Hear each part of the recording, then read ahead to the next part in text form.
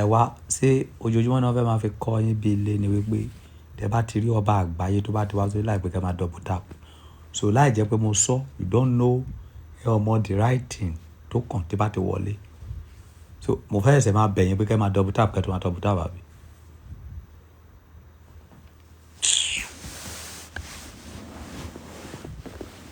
ẹ máa ń jẹ́ all the time ẹ máa fi jẹ́ kí inú bí mi. mo sọ fún yín pé tí bá ti wọlé kẹ́ máa double tap ẹ ò rówó send at least ẹ lè double tap.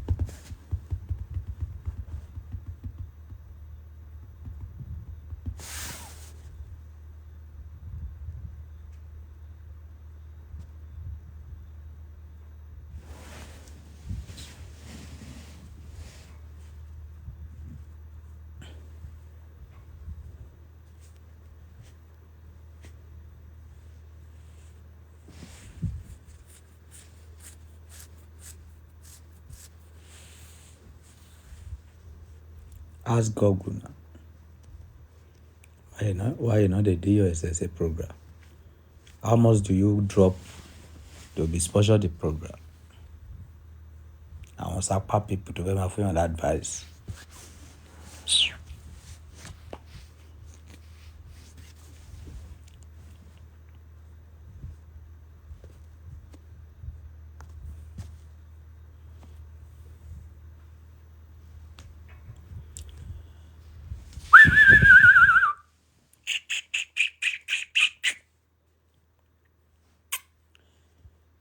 Ẹ̀mí mímọ́ níbo ni kí n ti bẹ̀rẹ̀ o? Níbo ni kí n ti bẹ̀rẹ̀? No, kì í ṣe ẹ̀mí mímọ́. Ọbàtálá, níbo ni kí n ti bẹ̀rẹ̀ o? Yé, níbo ni kí n ti bẹ̀rẹ̀ láti máa yìn ọ́ o? Ọbàtálá o, níbo ni kí n ti bẹ̀rẹ̀ o? Níbo ni kí n ti bẹ̀rẹ̀ orin ọpẹ́ sí ọ? Ọba àgbáyé, níbo ni kí n ti bẹ̀rẹ̀ o? Níbo ni kí n ti bẹ̀rẹ̀ láti máa yìn ọ́? Ọba ṣẹ̀dá o, níbo ni kí n ti wá bẹ̀rẹ̀ o? Níbo ni kí n ti bẹ̀rẹ̀ orin ọpẹ́ sí ọ? Gbí aláùdáyà olùpẹpẹ dáwù ajábìjì sódòkè onílé kéréwù ajámọdòkè. Olùpẹpẹ ajápẹpẹ kákáká lójú ogun lè ramaliti. Gbí.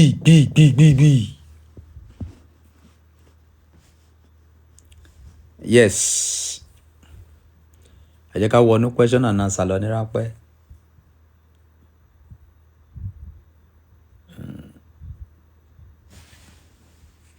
Ẹ jẹ́ ká wọnú question and answer lọ ní ráńpẹ́. Kó tó di pa máa sọ kọ́tà fẹ́ wá sọ lẹ́nu. So tó bá ti ní kó tó fẹ́ béèrè send request.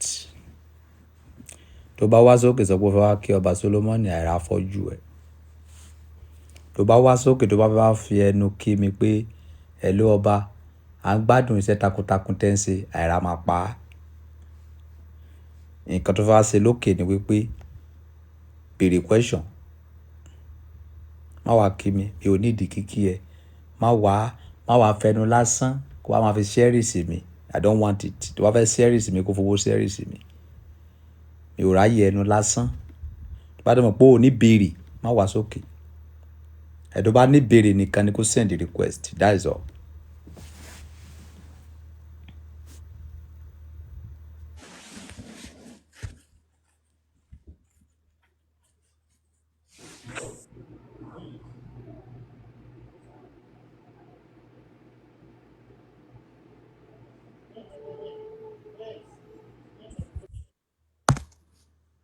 Òde òkè ò sọ̀rọ̀ mo yọ ẹ́ dànù. Mi ò ráyè rídìrídì. Bóhùn ẹ̀ kó jẹ́ Dangote kò kàn mí.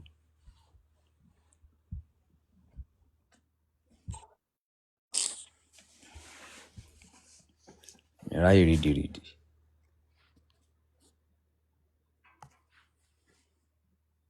Ìwọ tó bá ní question nìkan ni kó send the request yìí.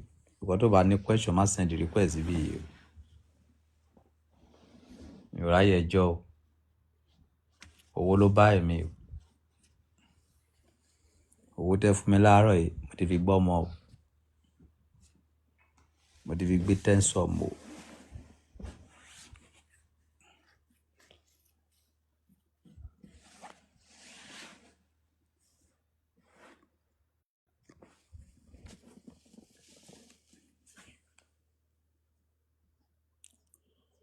Olóore ọ̀fẹ́ ni ọ́.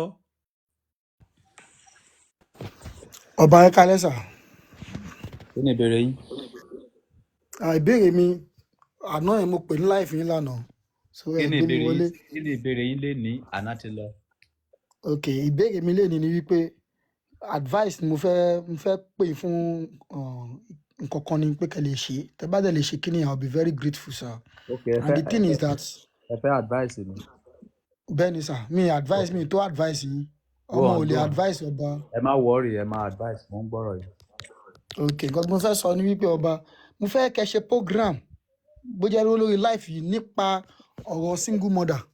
Kí ló ń fa nǹkan tó ń single mother fi pọ̀ ń ta? Mo fẹ́ kẹ́ ẹ jọ̀ọ́ ẹ má bínú. I want to hear good something from you. Nípa single mother àbí? Bẹ́ẹ̀ni, kí ló fà á àti kí ló fà á tí single mother fi pọ̀ ń ta one? Ìkejì ń bẹ ni wípé ṣé fault yẹn ṣọ́wọ́ ọkùnrin ni àbọ̀wọ́ obìnrin? Because single mother wọ́n ti pọ̀ ju ọmọ omidan lọ́sìn. So I want to hear that from you, sir. That's very good suggestion. Ẹ drop 100,000 for owó data. Huh? Ẹ drop 100,000 for owó data. Ọba ṣe ẹ lè ṣe nọ́mbà ẹ send nọ́mbà ẹ sí wa kí n ṣe data 10k mi lè send 100k. Ó yẹ kẹ́ mọ̀ wípé data tí mo ń lò kò kéré 10,000 gbé. Lóòótọ́ lẹ sọ lóòótọ́ lẹ sọ lóòótọ́ lẹ sọ bọ̀ wá mi lè ṣe bí 10k sí owó data. Ẹ jẹ́ kí n pe account number mi.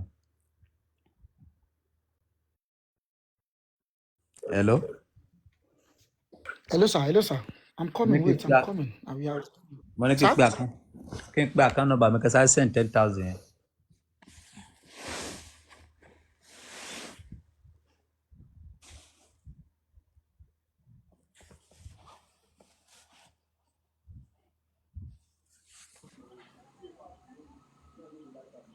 Hello. Ẹ kálẹ́. Kí ni ìbéèrè yín? Mo fẹ́ béèrè pé why tí àwọn ọkùnrin as in like ọkùnrin ò fẹ́ fi ṣe wọn fẹ́ máa ṣiṣẹ́ ọwọ́ mọ́ báyìí tó yẹ pé normal yahoo ló kọ́ ọ̀pọ̀ ń tàṣà. Lọ bèrè lọ́wọ́ wọn fún ara yín. Draft time. Hello? Ọba ni sẹ́. Kí ni ìbéèrè yín? Ọba ni sẹ́, ọba gbogbo àgbáyé. Àlàáfíà ni. Stream orin, mo ti stream orin pa. Mo like orin yẹn, ọlọ́ mo like ẹ. Ṣé ẹ fẹ́ fún mi lówó báyìí ni? Mo stream orin gidi fún yín lówó ọba. Mo ní ṣé ẹ fẹ́ fún mi lówó. Kí Tinubu jàgàbá kó ṣe Nàìjíríà wa dáadáa.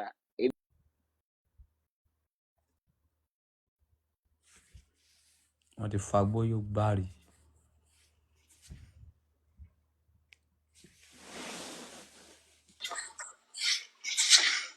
Ẹ káalẹ́ sà.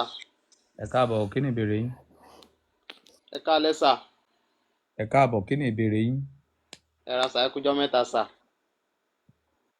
Ẹ jọ̀ọ́ bàbá ọba, mo kàn ní ìbéèrè ẹyọ kan tí mo fẹ́ béèrè ni ẹ jọ̀ọ́. Kíní ibẹ̀ ń rú mi lójú nínú Báíbù ni. À ń gbọ́. Ẹ jọ̀ọ́, a gbọ́ nínú Báíbù pé Ọlọ́run dá àwọn méjì nígbà yẹn tó ń pè ní Ádámù àti Éfà. Bá a ṣe gbọ́ ní Báíbù nìyẹn o. So Ádámù àti Éfà sì bí ọmọ méjì, Cain and Abel. A sì tún gbọ́ pé Cain pa èkejì Ébẹ́lì. Ẹ gbé wọn lọ sí court.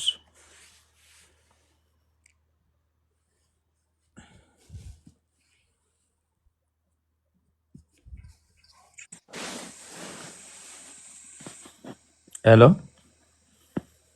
Hello. Kí ni ìbéèrè yín?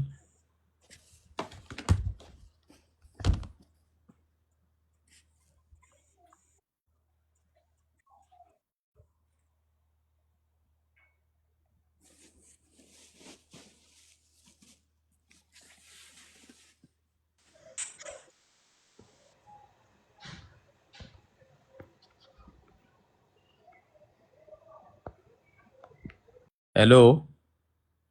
Wọlé tó wọlé wá sórí live wo tó mute. That means pé orí live tèmi jẹ́ pálọ̀. Tẹ́tí fẹ́ máa ṣe fàájì àbí? Jádà. Sọ pé tó o bá ní question má wá síbí. If you don't have question, don't come here. Kò sáyé secretary níbí. When you get tó bá ti dókè sọ̀rọ̀, béèrè question tó bá fẹ́ béèrè. Kò sáyé ẹjọ́, kò sáyé secretary, kò sáyé kẹ́mà kí mi ò ní ìdí kíkí.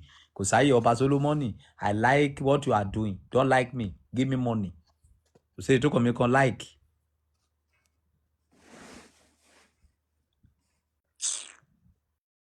Ṣé like mo fẹ́ jẹ ni?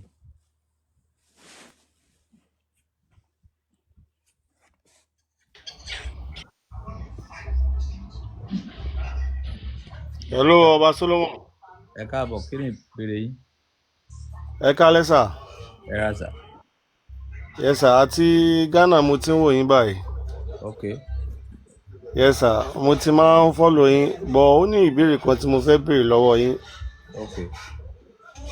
Ẹ jọ̀ọ́ o, ẹ má mute mi, but nǹkan tó ṣẹlẹ̀ ni wípé ọmọ Yorùbá ni mí. Ìlú Ghana mo dẹ̀ ń gbé. And ìyàwó mi dẹ̀kẹ̀rẹ́ ọmọ ìlú yìí ni. Sí nǹkan tí mò ń sọ yé yín. Àwọn gbádùn ni. But ìbọ̀wọ̀, kí obìnrin fún ọkọ ẹ̀ ní ìbọ̀wọ̀ àti ìtẹríba èsì nílùú yìí, because àwọn obìnrin wọ́n ní agbára lórí ọkùnrin ní ìlú yìí. And dẹ̀kẹ̀rẹ́ bí mo ṣe wà yìí, ó ní many things tó wà nínú ọkàn mi báyìí. Mi ò ní parọ́ fún yín. Mo kàn rí request like mo kàn rí live yín ni mo dẹ̀ rí pé àwọn èèyàn máa ń fojú wípé bóyá ẹ funny àbí, but àwọn ọ̀rọ̀ yín tó máa ń jáde ó lọ́gbọ́n nú. Mo dẹ̀ ti mú yín gẹ́gẹ́ bí ẹ̀gbọ́n àti bàbá. Mo fẹ́ advice lọ́wọ́ yín sir. Okay, ẹ fẹ́ ìyàwó tí ẹ fẹ́ nílùú wọn kì í respect ọkùnrin. Bẹ́ẹ̀ ni sir. Ẹ̀yin kẹ́dẹ̀ fẹ́ respect.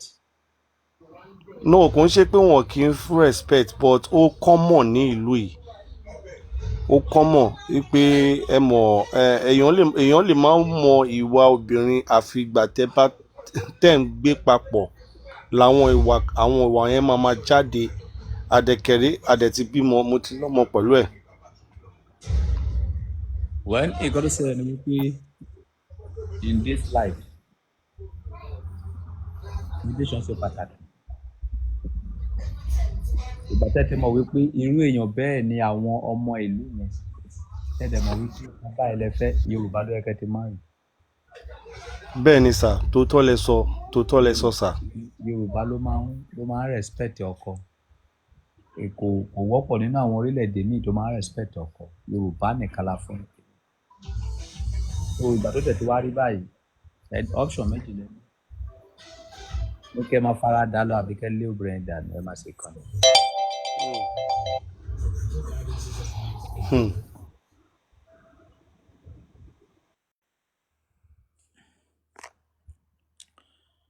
Kọ́kọ́rọ́ alátẹ tòun tatẹ́ ní owó alátẹ tòun tatẹ́ ní kùdùnkùdù àdédédédédédédédédé. We Yoruba lady are very respectful and submissive. No, kì í ṣe gbogbo Yorùbá. Ọmọ Yorùbá tó bá bí nílé ire nìkan ló máa ń respect ọkọ. Kì í ṣe gbogbo Yorùbá. Àìmọye ọmọ Yorùbá tó ń sọ̀rọ̀ sí ọkọ anyhow tó máa sọ pé àwọn lajú òfò. Ṣùgbọ́n ọmọ Yorùbá tó bá bí nílé ire àwọn nìkan ló máa ń respect ọkọ wọn. O ò lè rí ọmọ Yorùbá tó ń bí nílé ire tó máa larúkọ mọ́kọ ẹ̀ lórí. Ẹni ọmọbìnrin tó jẹ́ ọmọ Yorùbá tó ń larúkọ mọ́kọ lórí wọn kì í ṣe léèrè náà ti bí. Bẹ́ẹ̀ ni o ò lè rí ọmọ Yorùbá tó bá bí léèrè báwo ó máa tì ẹ́ lẹ́nu náà ẹni tó pè ládé orí ẹ̀ wọ́n máa lórúkọ ọmọ lórí wọ́n máa lọ máa pe pásítọ̀ ṣọ́ọ̀ṣì ẹni dáàdì àrà máa pa pásítọ̀ ẹ̀ á pa jẹ̀tìjẹ̀tì orí ẹ̀. Pásítọ̀ tí ò tó ọkọ ẹ lọ́jọ́ orí wọ́n ń pè ní dáàdì kò dẹ̀ ń larúkọ mọ́kọ ẹ lórí ò ní rọrùn wọ̀. Inú iná ni wà tí pásítọ̀ ẹ máa jọ kú sí. Mo ti kúrò mbẹ̀. We are here for question and answer. That is all. Ẹ kálẹ́ ọba. Rádaràda o mọ̀ pé ó ń bọ̀ lórí live ó ń play music so music ẹ̀ fẹ́ gbọ́n bí. If you know that you are playing music, don't come to my live because this program that I'm doing here is going to back to YouTube. YouTube ò dẹ̀ fẹ́ music because wọ́n máa sọ pé bóyá èèyàn lọ ń play music only music ni. YouTube does not accept music. So when you are coming to my live, I don't want to hear any music. Please.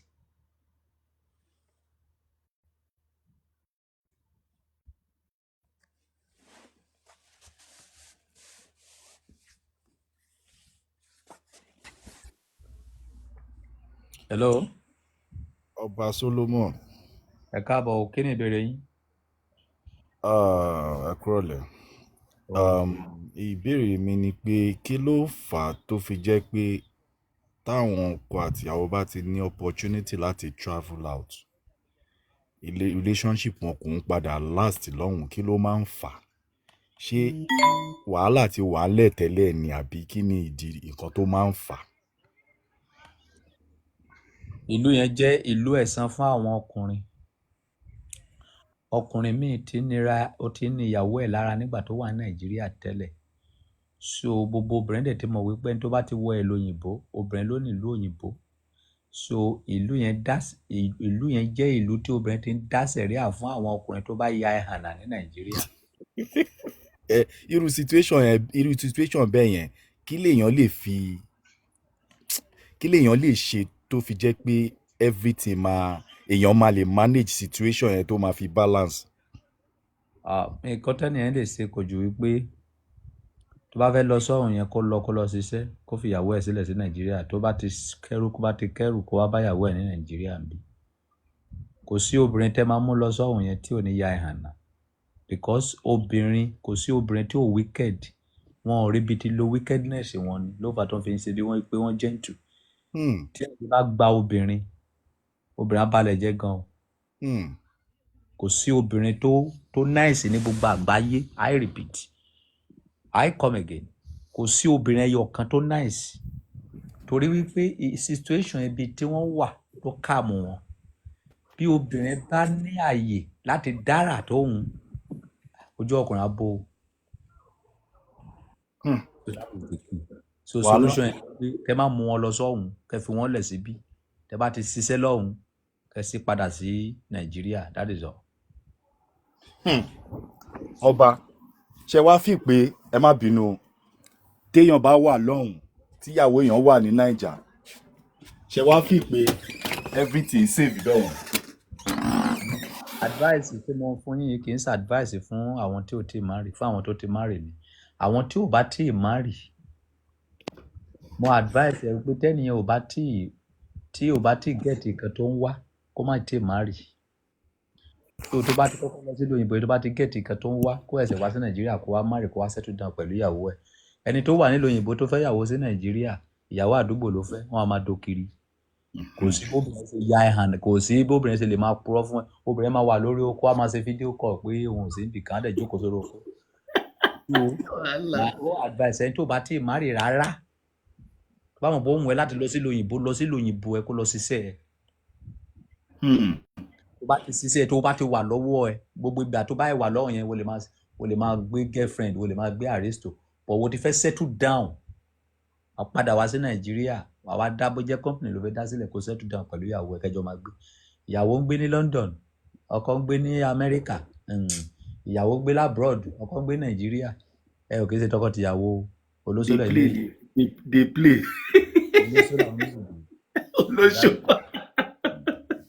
ẹ ṣé ọba, thanks for the advice, mo really appreciate. Thank you so much. So lẹ ti gbọ́ yẹn, ìyàwó ẹ wà Nàìjíríà, ìwọ wà ní abroad, olóṣèlú ẹ̀yin méjì. Tẹ́ bá ti gbọ́ kẹ́ lọ gbọ́, ẹ ò tí ì rẹ́dì kẹ́ tó máa rẹ́dì. Bí mo ṣe wà ẹ tí bá fẹ́ travel lọ sí abroad lénìí, àbí Abigail fẹ́ start travel lọ sí abroad, màá ti sign wípé mi ò fẹ́ ẹ mọ́. Ọmọ ló pa wá pọ̀, òun lẹ ti ń gbọ́ yẹn. Tó bá yẹ pé mi ló fẹ́ travel out, tí mo dẹ̀ mọ̀ pé ibi tí mo ń lọ yìí mo máa lò bí ọdún kan ọdún méjì, màá ti sign fún ìyàwó mi pé mi ò ṣe mọ́. Bóun ẹ wo mára dúró fẹ́lẹ́ dáa, bóun ẹ wo mára dúró kò kàn mí, mi ò sáà ṣe mọ́. That middle, I can't trust that middle. Bí ìgbà tó yẹ pé mo fìyà jẹ ẹ́ ni, bí ìgbà tó yẹ pé lójú tèmi, bí ìgbà tó yẹ pé mo ṣe ẹ mọ́ ẹ̀wọ̀n ni. Òbò obìnrin máa rí lóru, wọn máa lọ́nu mọ́lẹ̀ torí pé ọkọ ẹ wà ní London, torí pé ọkọ ẹ wà l'Amẹ́ríkà. That is stupidity. Ìjọ mélòó ló fẹ́ lò láyé tó fẹ́ máa fìyà jẹra? Tí ọkọ bá ti fẹ́ travel ẹ sign contract for that premises ẹ kì í ṣe tọkọ-tìyàwó. Okay, ẹ má tanra yín mọ́, you are deceiving yourself. Èmi nínú wọn gate man ló wá máa do nínú ilé, èmi driver ọkọ ẹ ló wá máa do, èmi lèmi sọ mi ìṣẹlòmí. Tí bá fẹ́ travel out lénìí, máa sign pẹ̀lú ìyàwó mi pa ò fẹ́ra mọ́, wò free láti lọ máa dókó tó bá wùn ẹ́. Èmi mo lè marry lọ́hùn. Bí ìgbà tó yẹ pé èèyàn fi èèyàn sínú ìdè ayé ni. Ìjọ mẹ́rin ló fẹ́ lò láyé tó fẹ́ máa tọ́jú òbò, bá ti jí pẹ́ta, ìdìrìdì. But to travel together is the best opinion. Yes, tí àyè bá wà fún àwọn méjì láti travel out together, but 80% tó bá mú obìnrin travel out, obìnrin máa ya wèrè máa lọ́wọ́ tó bá dọ̀hùn. Ìbẹ́ ẹ̀yin obìnrin yìí ni 80% yín ó máa ya hànà tó bá dọ̀hùn. That is the problem we have. Kì í ṣe pé kò dáa, kì í ṣe pé kò dáa pé èèyàn lè mú ìyàwó ẹ̀ travel, but tóbìnrin bá ti wọ ìlú táyé ti gbà wọ́n máa di ẹ̀hànà, wọ́n á di wèrè sójú títì. Ìdìrìdì. Báwọn pé ò ní question gidi má wá síbí yìí o, torí inú ń bí mi gan o. Hello? Ẹ kálẹ́ sà. Kí ni ìbéèrè yín? Ẹ kálẹ́ sà. Kí ni ìbéèrè yín fún ẹ? Sà? What is your question?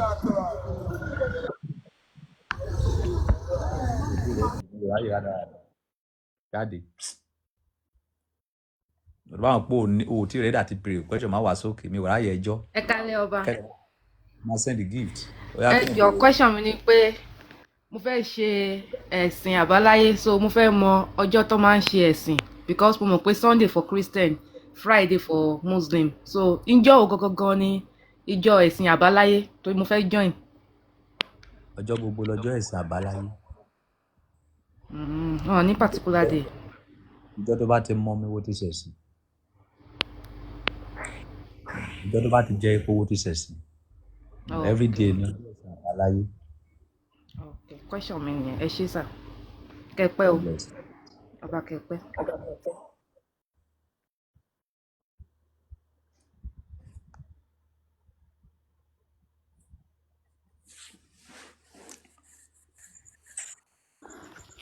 Ẹ káyọ̀ bá. Ẹ káàbọ̀, kí ni ìbéèrè yín? Ìbéèrè mi ni pé kí ló máa ń fà tó jẹ́ pé tí èèyàn bá like ti fi ọpọlọ ìgbésí ayé ẹ̀ láòbò sọ̀rọ̀ tì lẹ́nu irú àwọn eléyìí ìyàwó wọn máa gbá etí wọn ṣeré nínú ilé ni. Ẹ kálẹ́ ọba o. Ẹ káàbọ̀ sí àlàáfíà lẹ́wà. Àlàáfíà ni sà. Kí ni Mo fẹ́ ìbéèrè yín? béèrè nǹkan kan ni sà. Ní nílẹ̀ yìí àwọn tó bá ń ṣe ìṣẹ̀ṣẹ̀ mọ̀ pé tí wọ́n bá fẹ́ wẹ wọ́n máa ń níjọ́ Wednesday èèyàn ò kí ń wẹ ọṣẹ. Ṣé lóòótọ́ ni? Tá a bá ń sọ̀rọ̀ nípa ìṣẹ̀ṣe pọ̀. Mostly wọ́n máa ń sọ pé níjọ́ Wednesday pé wọn ò kí ń wẹ ọṣẹ. Wọ́n bọ̀ sà. Ó depend aspect ibi tí olúkánukù bá nígbàgbọ́ sí. Àwọn kan wà nísìnyí ó ní ọjọ́ tó ń lè jáde. Àwọn kan wà ó lọ́jọ́ tó ń lè send owó fún èèyàn. Àwọn kan wà ó lọ́jọ́ tó ń lè wẹ ọṣẹ. Àwọn kan wà ó lọ́jọ́ tí wọn ò lè wẹ ọṣẹ. That belief is not certain to everybody. Ó wà fún aspect tó olúkánukù gbàgbọ́ nínú ọ̀tọ̀ọ̀tọ̀ ni. Ó yé mi. Ẹ ṣé gan sà. Ọlọ́run máa fún yín ní ìmọ̀ àtòyé. God bless you.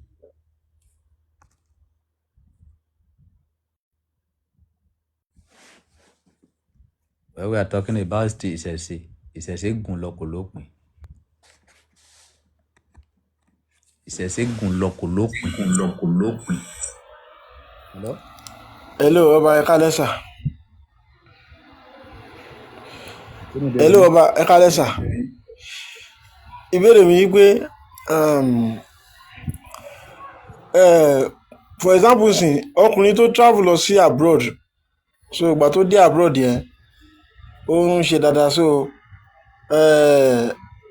àwọn parent ẹ̀ especially bíi màmá ẹ̀ wọ́n wá lọ bá àwọn babaláwo àwọn oníṣègùn so torí wọ́n ti miss ẹ̀ so wọ́n dẹ̀ kí ń rí pé dáadáa wọ́n wá láwọn fẹ́ rí by force so ìgbà tó lọ bá nǹkan tó ṣe in fact nǹkan tó jẹ́ kí n béèrè question yìí ni pé ó ṣẹlẹ̀ sẹ́nìkan tí mo mọ̀ personally ẹni yẹn ó travel lọ sí abroad so ìgbà tó ṣe dáadáa kò wá so question mi ni pé ẹni tó lọ sí abroad bẹ́ẹ̀ tí àwọn parent ẹ̀ tó wá lọ fi oògùn fà padà by force tó wá padà sí nàìjíríà tó wá bẹ̀rẹ̀ sí máa rìn káàkiri títì irú èèyàn bẹ́ẹ̀ yẹn tí ò bá dáríjì àwọn òbí ẹ̀ yẹn ṣé ó ṣèkà bí kò ṣèkà bẹ́ẹ̀ yẹn tí ò forgive wọn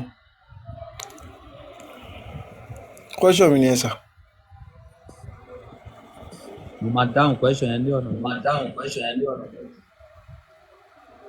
Ok sà.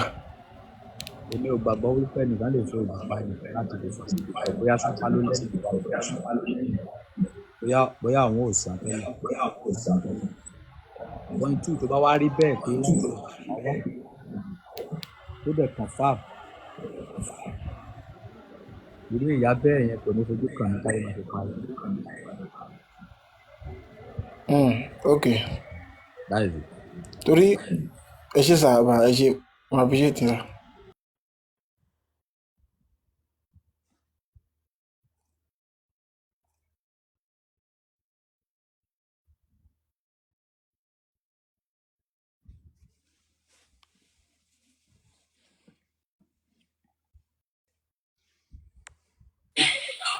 Àmín ọkọ mi àmín. Hello sir. Kábíyèsí sá o.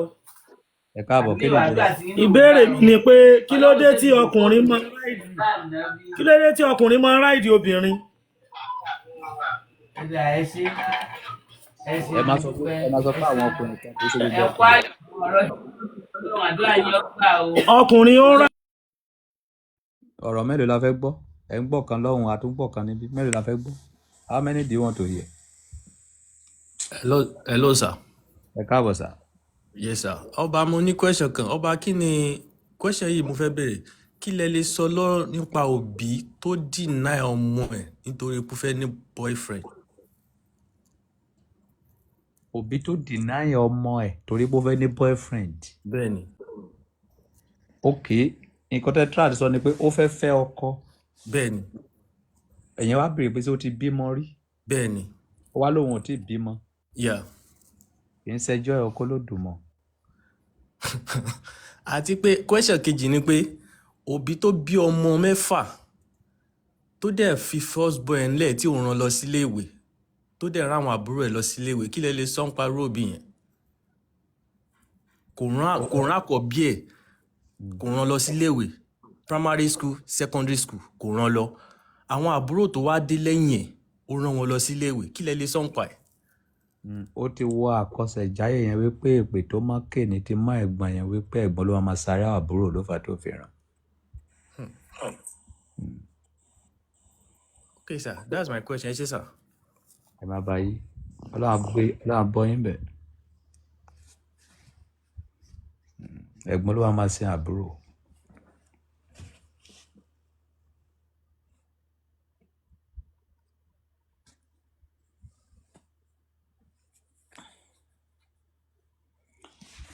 Bí alẹ́ ẹ káàbọ̀ kí ni ìbéèrè mi?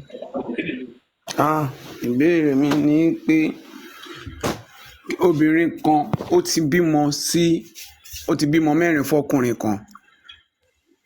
Nígbà tó bímọ 4 fọ́kùnrin yẹn ó padà lọ fẹ́ ẹni tí ó dákó fún àkọ́bí ẹ̀ nígbà tí ọkọ yẹn ṣaláìsí.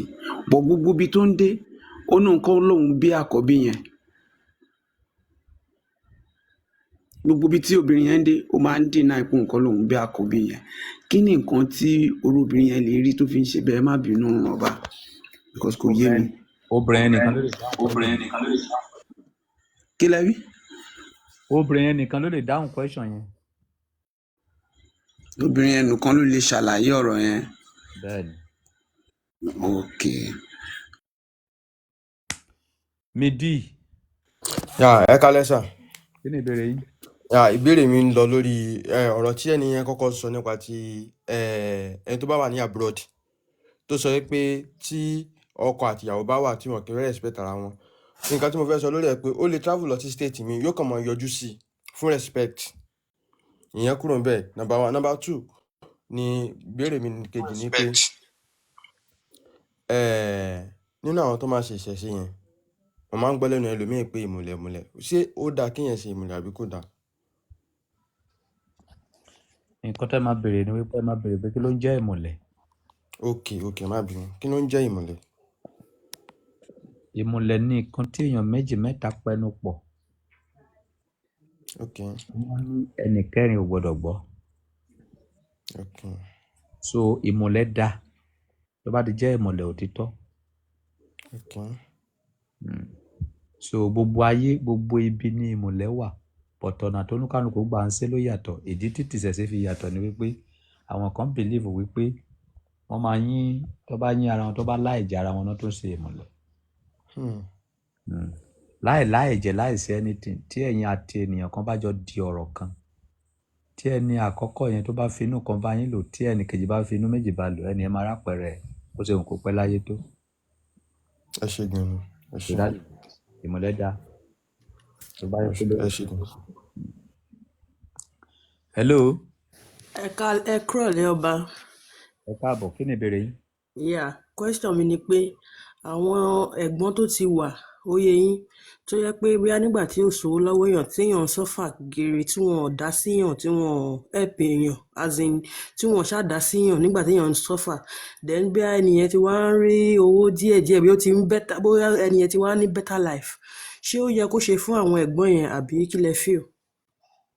Ó yẹ torí oore lèèyàn fi ń pa òṣìkà. Because tẹ́ ẹ bá ṣoore fún wọn owó yẹn ò ní máa pọ̀ sí bọ̀ bẹ́ẹ̀ bá ṣe ṣoore fún wọn sí bẹ́ẹ̀ náà lè máa ṣe máa jẹ olórí wọn sí. Oore lèèyàn fi ń pa òṣìkà o. Tí èèyàn bá ń bínú sí èèyàn tẹ́ bá tún bínú sí ẹnìyẹn padà ẹnìyẹn máa gùn lẹ́mìí. bọ̀ tẹ́ bá fún ẹnìyẹn lówó tẹ́ bá ń ṣoore fún ẹ̀rí ọkàn ló máa padà pa ẹnìyẹn dànù. àgbọ́yé Ó ti rí nìyẹn. ẹ ṣé ọba. So fún àǹfààní ìwọ tó wà ní comment section, oore lèèyàn fi ń pa òṣìkà.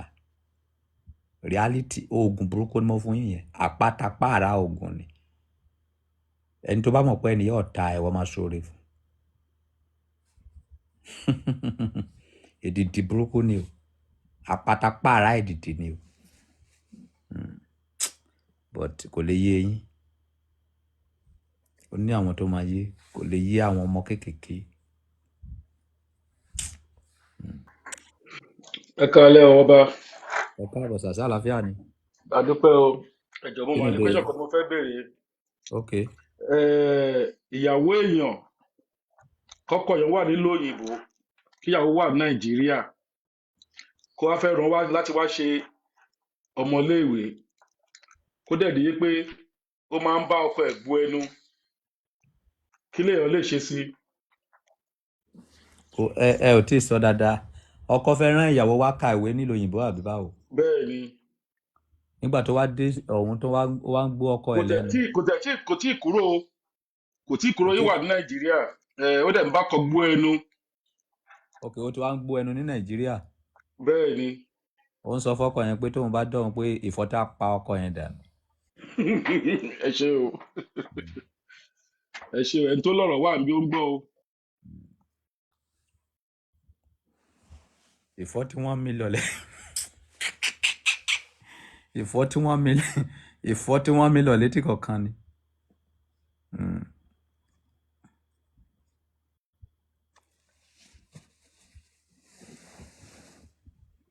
Obìnrin. Ẹ káalẹ́ sà. Ẹ káàbọ̀, kí ni ìbéèrè yín? Ẹ káalẹ́ sà. Ẹ káàbọ̀. Ẹ sà, báwo lèèyàn ṣe lè borí ogun aláròká? Òtítọ́ lèèyàn fi ń borí ogun aláròká. Ṣé ń gbọ́ mi sà? Mo ní òtítọ́ lèèyàn fi ń borí ogun aláròká. Hello sà. Hello.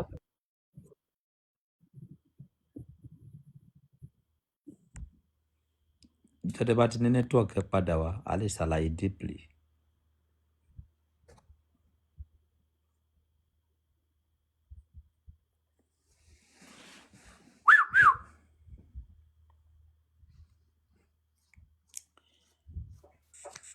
Hello ọba. Ẹ káàbọ̀, kí ni ìbéèrè yín? Nǹkan tí mo kọ́ fẹ́ béèrè lọ́wọ́ yín ni wípé number one ẹnìkan gbàdúrà fún yín pé ojú yín ò ní ríran mọ́ mo dẹ̀ rí pé ojú yín sì ríran ìyẹn number one ni mo kàn wo short video yẹn ni. Ẹlẹ́ẹ̀kejì mo fẹ́ béèrè pé kí ló dé tí life máa ń hard fún firstborn? Ẹ mọ̀ àwọn a lot of firstborn máa ń ní challenges. Ẹlẹ́ẹ̀kẹta kí n tó fún gbàgbé ẹlẹ́ẹ̀kẹta ni wípé ẹni yẹn ti béèrè lẹ́ẹ̀kan yẹn náà ok ẹ dáhùn ẹlẹ́ẹ̀kejì náà kí ló dé tí life máa ń hard fún firstborn? Ègún tó mákèní ló mú àwọn firstborn. Ṣé ó dẹ̀ wá rí? Firstborn tó bá gbàgbọ́ pé ègún mákèní, ègún tó mákèní ẹ máa mú. But firstborn tó bá gbàgbọ́ lé lórí ó máa kára mọ́ṣẹ́. Máa kára mọ́ṣẹ́. Ẹlẹ́ẹ̀kẹta nísìnyí pé mo mọ̀ pé ẹ̀ lágbára kò yẹ pé bí ẹ̀ ń lo any spiritual kìíní but ìdìbò ìbẹ́ ṣe máa ń sọ̀rọ̀ ẹ wà very intelligent. Nǹkan bó kọ̀ bẹ́ẹ̀ sọ fún nìyẹn. Ló ti yé mi. Ó ti fọpọlọ ẹ̀ láòbò. Ọ̀rọ̀ dáńtọ́ lẹ́nu àkọ́bí. Ọba ẹ kálẹ́. Ẹ káàbọ̀, kí ni ìbéèrè yín? Ìbéèrè mi ni pé ní àná ẹ sọ pé àwọn kan pé ìkan sọ pé òun kò nídìí ìyàwó ṣé wọ́n sá padà sẹ́ńdì owó yẹn sí i tí wọ́n fún yín lówó àbá fún yín lówó. Fún wọn lọ́fẹ̀ẹ́ ni. Ẹ fún wọn lọ́fẹ̀ẹ́ ni. Ọlọ́wọ́ bùkún fún yín o. Àṣẹ o. tó ìbéèrè ẹlẹ́kejì ni pé tí obìnrin tóbi ò bá láìka ọkùnrin kí ni ẹ lè ṣe fún un. ẹ máa fàgádágodo dè mọ́. tọ́kùnrin náà ti náwó fóbìnrin yẹn kílẹ̀ ọ̀kẹ́ yẹn lè ṣe fún báyìí. ẹ máa dè mọ́lẹ̀ sẹ́. mo bọ̀ láti abẹ́ dè mọ́lẹ̀ báyìí wọ̀ lọ. ọmọ náà inú 1.5 million. káàsì àbí transfer.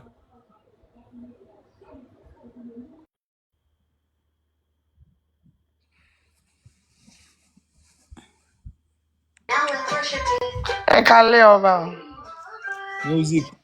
music a ò fẹ́ gbọ́. ọ̀dà ẹ má bínú 1 second. ẹ kálẹ́. ẹ káàbọ̀ kí ni ìbéèrè yín. ìbéèrè tí ẹnìyẹn béèrè náà ni pé kí ló lè múyàn borí ogun aláròká. òtítọ́ lèèyàn fi ń borí ogun aláròká nígbà tí aláròká bá lọ síbi tó ní ènìyàn ní jìbìtì ni o tó lọ síbi tó lẹ́nu ẹni jìbìtì ni o tí ẹ̀yin kẹ́ ò kí so ní jìbìtì àwọn tó ń wá rojọ́ yín fún yẹn ìjọ́kíjọ́ tẹ bá pàdé wọn wá sọ wípé ẹni tó tẹ̀ ń pè lórí jìbìtì jẹ́ kó tẹ̀ sí bísíǹsì kan dán wò náà nígbà tó tẹ̀ sẹ́ǹdì owó fún yín tó ń rí wípé ẹ ṣe bó ṣe tọ́ àti bó ṣe yẹ so ẹni tó wá rojọ́ yín fún pé orí jìbìtì ní èpè náà wọn padà fi ránṣẹ́ sí i. ránṣẹ́ sí i ọ̀dà ẹ ṣe òtítọ́ lèèyàn fi borí ogun aláròká. ẹ ṣe sá. táyé bá ń ba orúkọ ẹ jẹ́ má ba ara ẹ jẹ́ so tí o bá ti ba ara ẹ jẹ́ anybody ò lè ba ẹ jẹ́ anybody ò lè ba ọba Solomoni jẹ́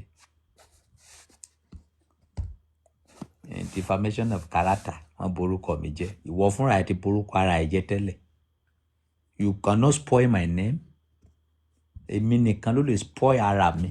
I'm the only person that can spoil myself. I'm the only person that can spoil my name.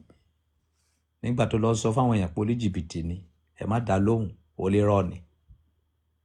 Àwọn tó lọ ròyìn mi fún nígbà tó ń dọ́dọ̀ mi wọn ò bá mi lólè rọ wọn ò bá mi lólè jìbìtì wọ́n máa padà ṣépè fún ẹni wípé ẹni dẹ̀ kan sọ̀rọ̀ ọba Solomoni ni èèyàn gidi dẹ̀ ni o ṣùgbọ́n wọ́n ní olíjìbìtì ni ẹ ìwọ náà lọ ń hùwà olíjìbìtì ogun aláròká ti borí ẹ nìyẹn tí ogun aláròká bá borí ẹ ìwọ fúnra ẹ kó yẹra ẹ wò ìwà ẹ ò dáa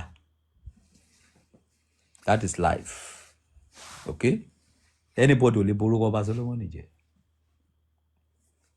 kò sí kò tẹ̀lé sí because lákọlọ máa bá mi reality ní 24/10.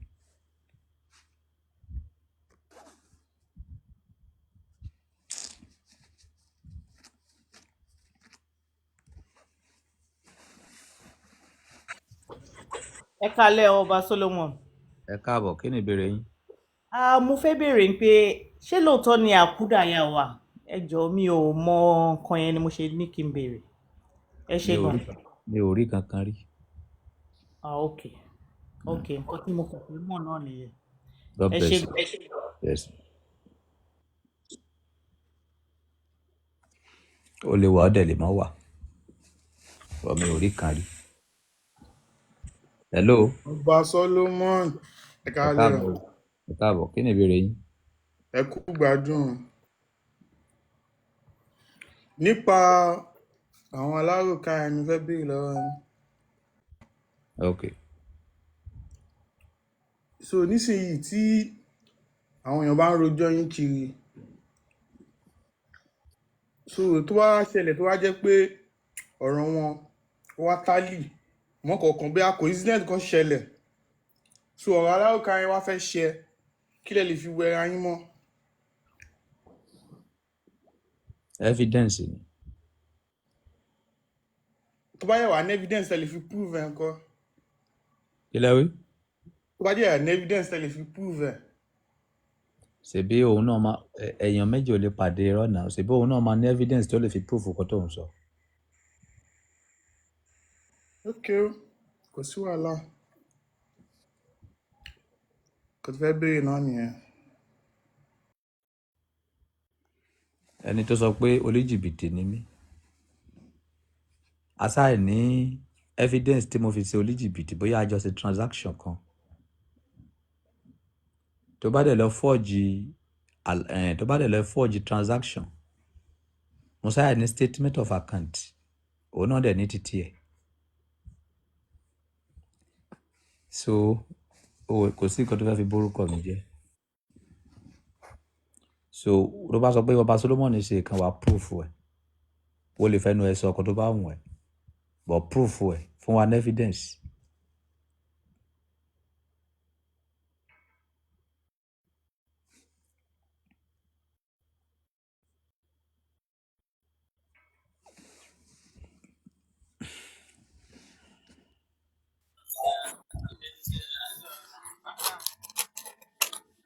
ọba ẹ kálẹ́ sà o. ẹ káàbọ̀ kí ni ìbéèrè yín. ọba ẹ kálẹ́ sà o. ẹ káàbọ̀ kí ni ìbéèrè yín. ok sà ìbéèrè mi ni wípé ọ̀rẹ́ téèyàn jọ ń jẹ tó súnmọ́ ni kò rí kò sùn tó wá gbóúnjẹ lẹ́nu èèyàn ẹ jọ̀ọ́ kí ni nǹkan tó lẹ́tọ̀ọ́ téèyàn gbọ́dọ̀ ṣe fúnrú ọ̀rẹ́ báyẹn.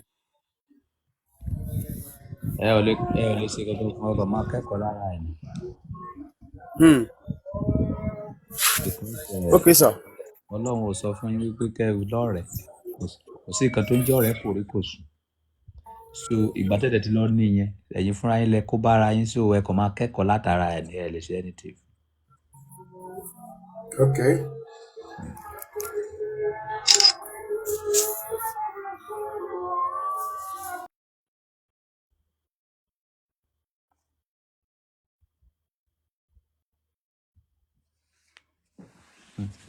Ọ̀kẹ́ Solomon.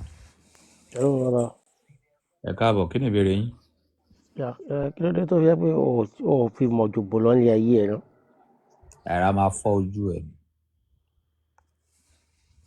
À ń sọ̀rọ̀ gidi ó sorí pàjẹ́ borí òsínwé èní gan ni mo tẹ blọọkì ẹ̀ jẹ́ kí torí kọ́mẹ̀tì ẹ̀ gẹ̀.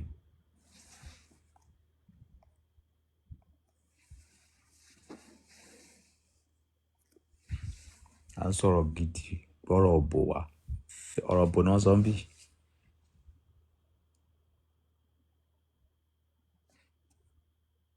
If I see you in comment section, I block you. Mo ti sọ fún yín wípé tí bá ti ń ṣe nǹkan gidi mi ò fẹ́ rubbish. There is time for everything. Hello? Hello?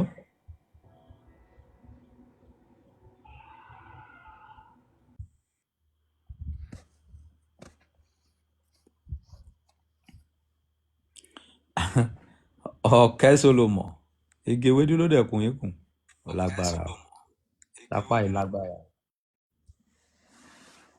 ẹ lé ọba ṣe ń gbọ́ mi. Mo ń gbọ́ yín kí ni ìbéèrè yín.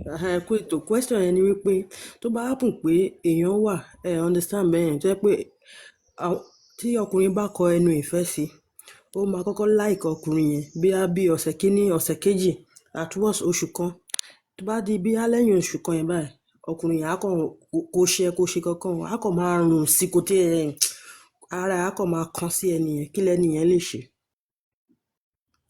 ṣé after tí ọkùnrin yẹn bá do ni kí ni máa ṣẹlẹ̀ àbí tọkùnrin yẹn ò bá ti kó do. má tiẹ̀ tí ì do sef kó má tiẹ̀ bá sùn sef ó máa kọ́kọ́ láìkí ẹ̀ gidi ìfẹ́ ọkùnrin á wọ orí ẹ̀ ó máa ṣáàkì ẹ̀ gidi ká tó rí bí 2 weeks 1 month á kọ̀ rùn á ṣáà máa rí fault á kọ̀ rùn sí ni. ó máa ní ìdí kóbìnrin yẹn wá.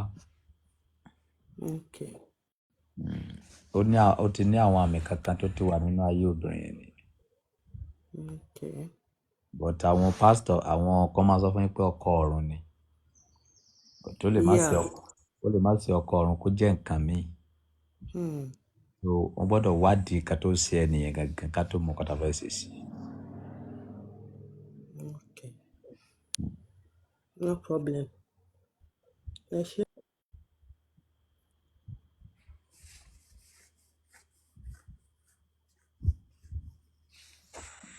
Ẹ kálẹ́ ọba. Káàbọ̀ kí ni ìbéèrè yín. Mo fẹ́ béèrè question ọ̀bọ̀ ẹ má bínú mo fẹ́ dá sí nǹkan tí mọ́mí ẹ sọ ẹni ẹ̀ nǹkan tẹ̀ sọ yẹn ó lè jẹ́ tètọ́ torí ọkọ ọ̀run tẹ́ni ẹ bá ná ọkọ ọ̀run.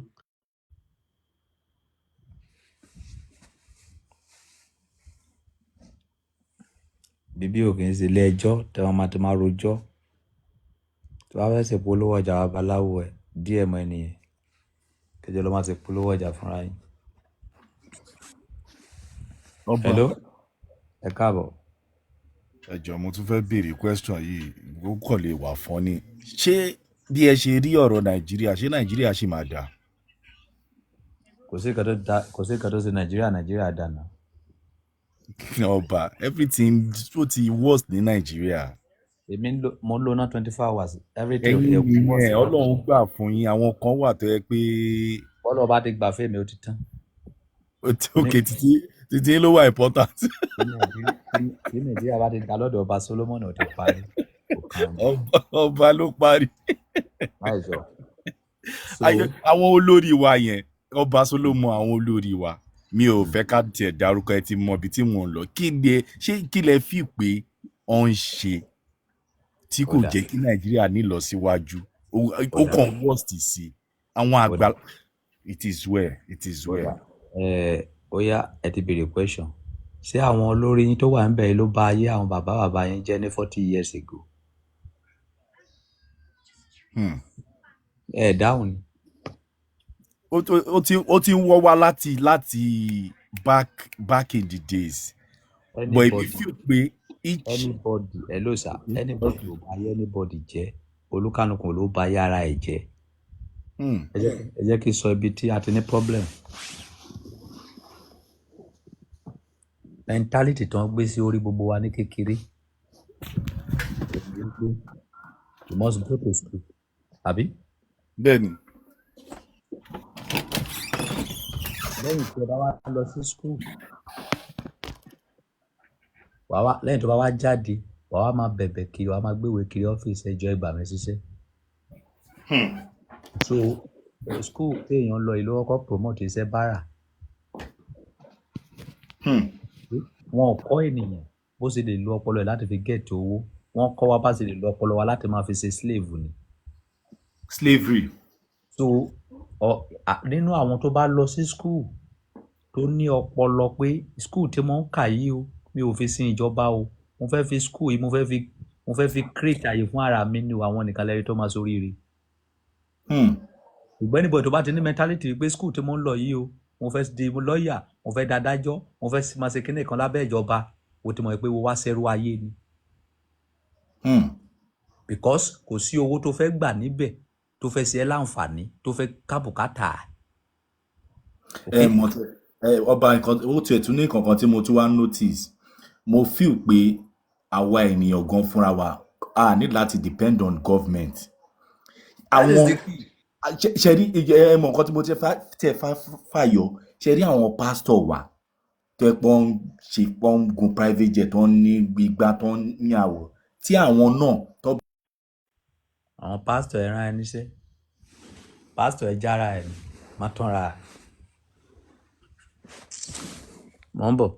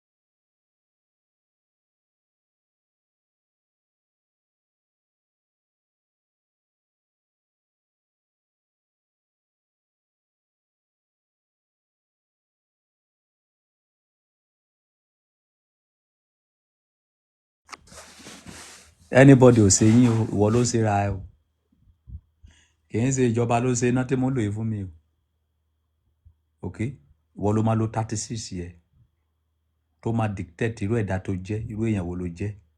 Ẹ má gbé gbogbo ọpọlọ yín sórí ìwé. Tẹ bá ti lọ kàwé yín tán, tẹ bá ti lọ kàwé ẹ̀, lo ìmọ̀ ìwé tó lọ kà kó lò láti fi invest sórí ara ẹ̀, láti fi ṣe kankan, ok, má lò pé o fẹ́ fi lọ ṣẹrú. It's a taboo kó jáde yunifásitì kó lo ọdún 9 ní yunifásitì kó wá lọ máa bẹ̀bẹ̀ nílé iṣẹ́. Please, ẹ gbà mí sẹ́nu iṣẹ́. It's a stupidity. Tí ẹ bá tí ì mọ̀ kẹ́ lọ mọ̀. Aláùdà, jẹ́ ká fi yẹn lẹ̀, jẹ́ ká fi yẹn lẹ̀. Èèyàn lo ọdún 9 ní school, ó fi read. Ó ẹsẹ̀ wá ń bẹ̀bẹ̀ kiri ilé iṣẹ́ ìjọ ẹ gbà mí sẹ́nu iṣẹ́. Bára nìyẹn now. For what? Use your experience. Ìkan tó lẹ́ nìyẹn. Fi create iṣẹ́ fún ara ẹ̀. Fi create job. Any school tó bá ti fẹ́ lọ, tó bá máa jáde, tí o bá lè fi 36 yẹn create job fún ara ẹ̀ in your own personal encyclopedia, o lọ school dànù. School ọ̀wúlò. That is it.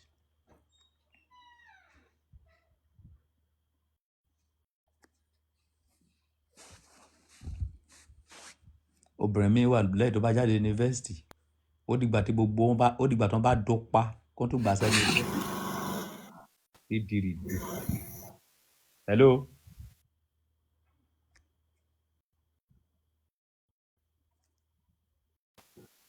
Ó gbèsè ayé nì. Mo ti já yín dànù ti pẹ́, ó ti pẹ́ jù. Ọba o, ẹ kalẹ́ sà. Kí ni ìbéèrè yín? Question mi ni pé mo ní kí ni reason tó ṣe pé ẹnu òbí ò ká àwọn ọmọ ẹ̀ sí i mọ́, kò sí discipline mọ́. Bàbá ò lè bá ọmọ sọ̀rọ̀, ìyá ò lè bá ọmọ sọ̀rọ̀ mọ́. Kò dẹ̀ rí bẹ́ẹ̀ láyé àtijọ́, kò sí bẹ̀rù mọ́. Ó question yín nìyẹn. Bẹ́ẹ̀ ni.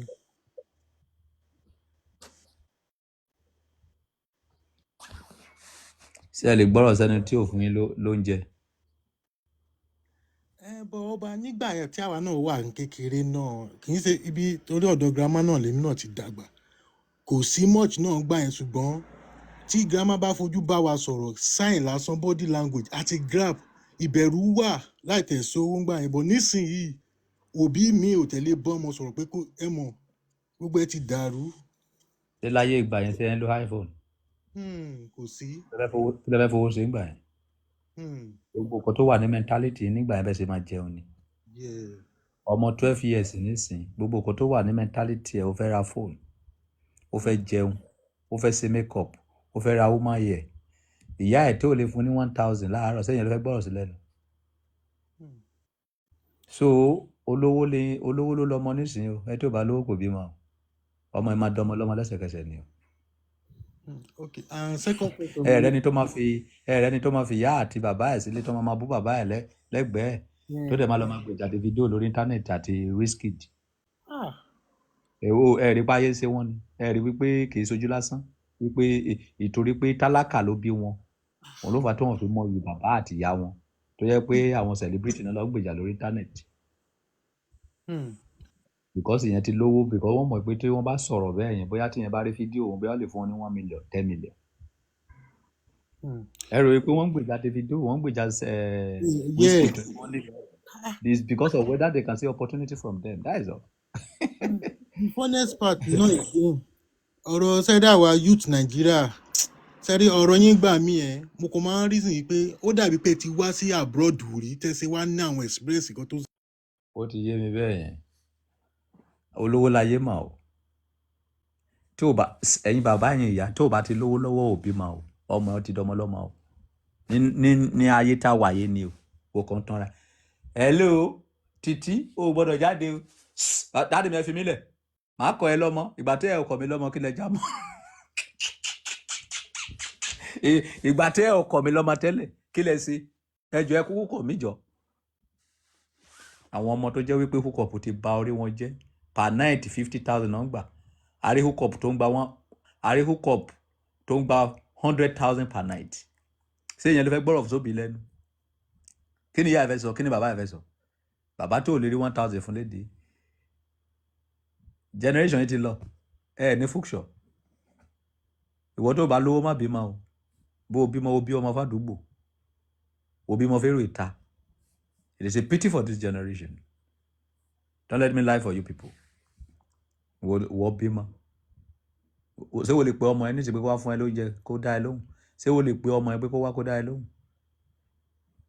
Do you have children? Wo bí ọmọ fáyé tí o bá ti lówó. Ọmọ ẹ ọmọ ayé ni. Ẹni tí o àrùn oníṣẹ́ ló máa pàṣẹ fún, a sọ fún pé sọ fún dáàdì ẹ pé tó bá di bàbá ẹ wà wá. Ẹni tó bá bímọ tó bá ẹrọ bí ọmọ kí ló dá wàhálà ẹlẹ owó ni. Ọmọ tó fẹ́ ra iPhone tí ò rí iPhone rà fún tẹ́nìkan bá ra iPhone fún níta ó ní kó gbọ́rọ̀ sí ẹlẹ́nu. Ayé bàjẹ́ o amọ̀nà tètè bọ̀ o yéwu ayé dàrú o amọ̀nà tètè bọ̀.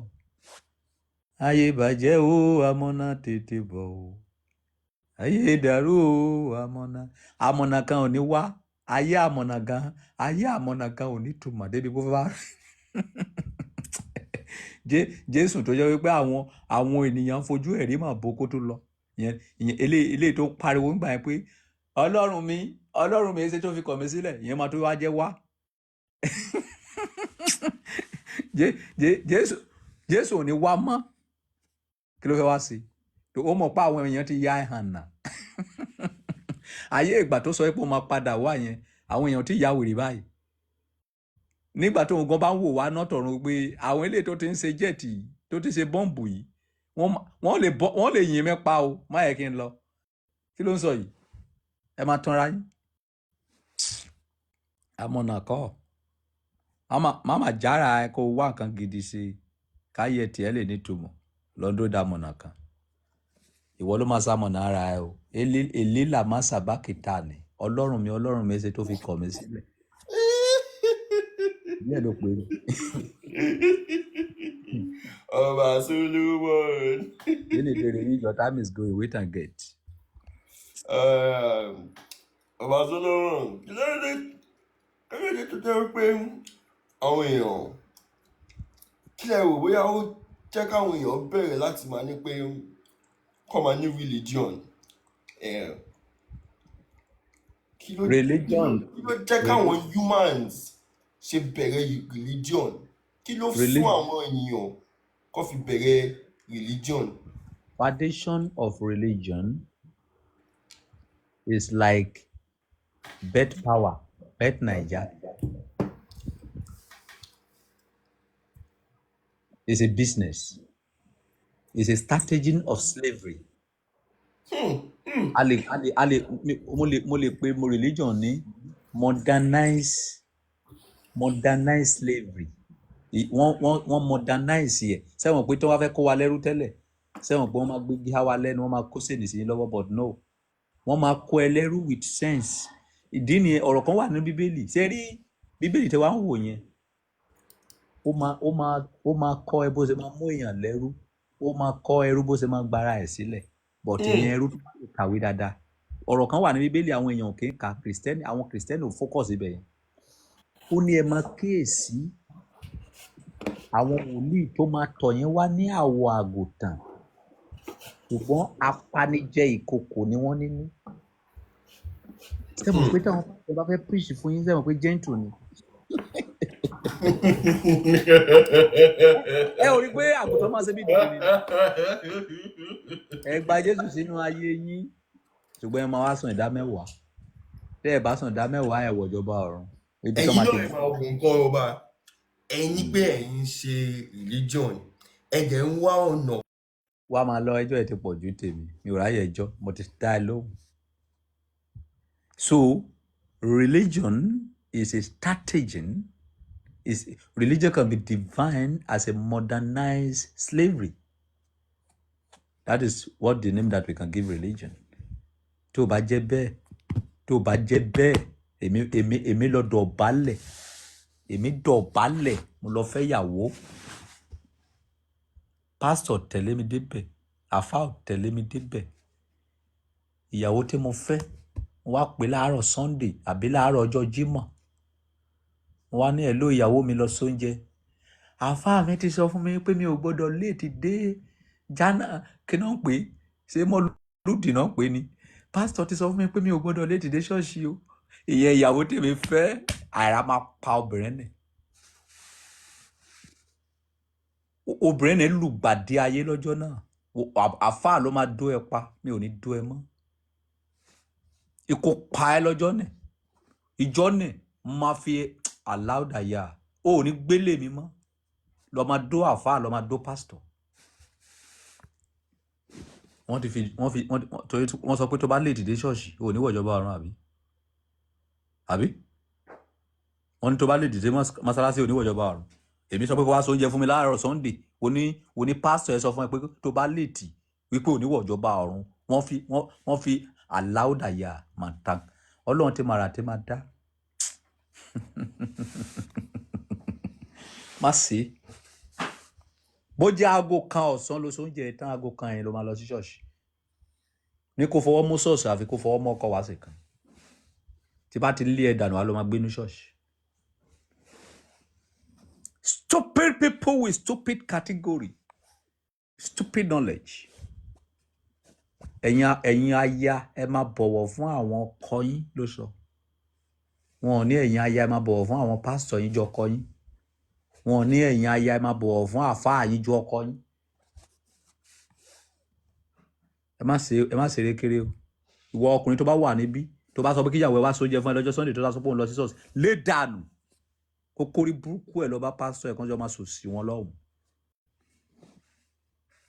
ó bẹ́tà kó fẹ́ kèfèrí ju ìgbé kó fẹ́ ẹni tó lọ sí ṣọ́ọ̀ṣì àti mosque ọ̀fẹ́ kèfèrí ẹni obìnrin tó bá ti lọ sí mosque tó ti lọ sí ṣọ́ọ̀ṣì tó ti gbọ́rọ̀ sí ẹ lẹ́nu lé dànù kó lọ fẹ́ àfáà ẹ kó lọ fọ́ pásítọ̀ ẹ ọba àgbáyé ló sọ bẹ́ẹ̀.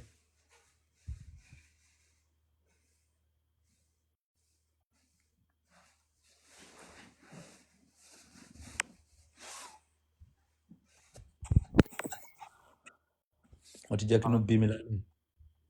ẹ̀rọ bàbá. kí ni ìbéèrè yín time is going. ẹ kálẹ́ sà ẹ jọ sà kí ni first decision tí èèyàn máa take téèyàn bá wà fired lẹ́nu ibi iṣẹ́. kí ni first step tó lè. ṣe iṣẹ́ ìjọba àbí iṣẹ́ àdáni. iṣẹ́ company ni like we can say iṣẹ́ ìjọba ṣá.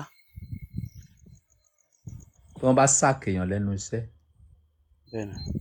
ó máa rántí òwe àwọn àgbà ní tó sọ wípé adánilóró fagbára kọ́ni. so tó bá wá ṣàkè ẹni lẹ́nu iṣẹ́ á wá jókòó á wá béèrè lọ́wọ́ ara rẹ̀ pé kí ni mo read ní school. nǹkan tí mo read yẹn báwo mo ṣe lè fi bẹ̀rẹ̀ in a local way with a little amount tèmi náà lè jẹ́ ọ̀gá ara mi. so láti ibẹ̀ á bẹ̀rẹ̀ sí gbé gbèsè á bẹ̀rẹ̀ sí work towards it nǹkan tó kàn nìyẹn kì í ṣe pé kó máa sunkún kiri. so nǹkan tẹ́nìyẹn kọ́ ní school báwo ló ṣe lè fi create job fún ara ẹ̀ on his own láì jẹ́ kó ń ṣiṣẹ́ lábẹ́ ènìyàn.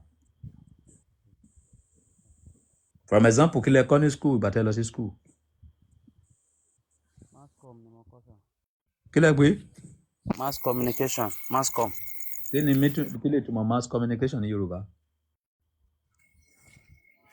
àwọn mass com àwọn tó máa ń sọ̀rọ̀ lórí rédíò lórí social media something like that sir.